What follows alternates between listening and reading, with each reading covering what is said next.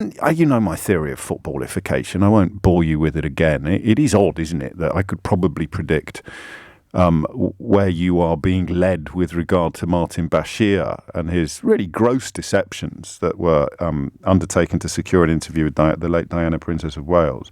I don't understand it some mornings. Most mornings I get it. I understand why Trump and Brexit sit in similar categories, why they sit in close proximity for people. I understand why, if I ask you what you thought about Priti Patel having a special anorak made with Home Secretary stitched on the lapel and then sort of loitering in the background at an intelligence-led National Crime Agency raid on suspected people smugglers, I could probably predict your feelings about that according to what you told me regarding your feelings about Trump and Brexit. And I think we all kind of understand why that might be, although, you know, saying it out loud seems to upset people who think that snowflake is a pejorative.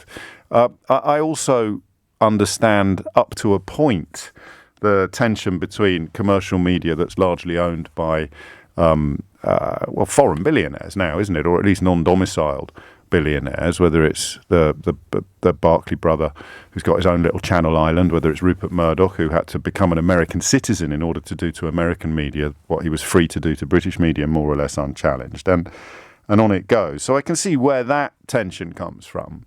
But why your views on Trump, Brexit, and or Meghan Markle would somehow also allow me to predict your views on the Martin Bashir story is genuinely baffling to me, unless, of course, we see everything through the lens of manipulation and grooming. The difference is, and I say this very cautiously, and let me just remind you where I'm coming from today. I'm coming today from the point of view that Martin Bashir's conduct is awful, and so is the conduct of loads of other journalists over the last 30 years, none of whom worked for the BBC.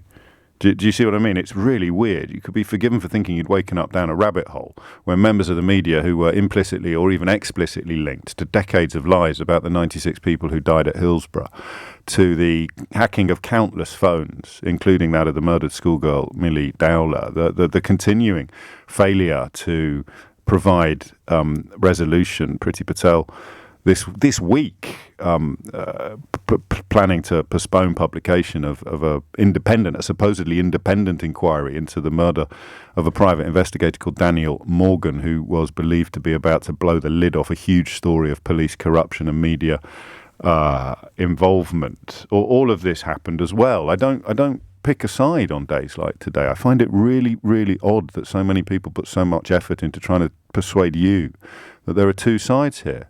There's good journalism and bad journalism. And what Bashir did was appalling. And people who've spent their entire careers bestowing heroic status on tabloid newspaper journalists who undertake the kind of subterfuge and deceptions that Martin Bashir undertook, attacking him because he works for the BBC, are doing you and indeed themselves a grave disservice. You know, the Bashir story for me is a massive argument for Leveson too. If a senior BBC journalist can get away with what Martin Bashir got away with all the checks and balances in place there and the determination, albeit better late than never, to actually wash all of this dirty laundry in public, if a senior BBC journalist can get away with what he got away with, imagine what people are getting away with every day on newspapers where their bosses know what they're doing. On newspapers where they don't have to mislead their boss about what they're doing because their boss is giving them a pat on the back and a biscuit and urging them to go off and do it again.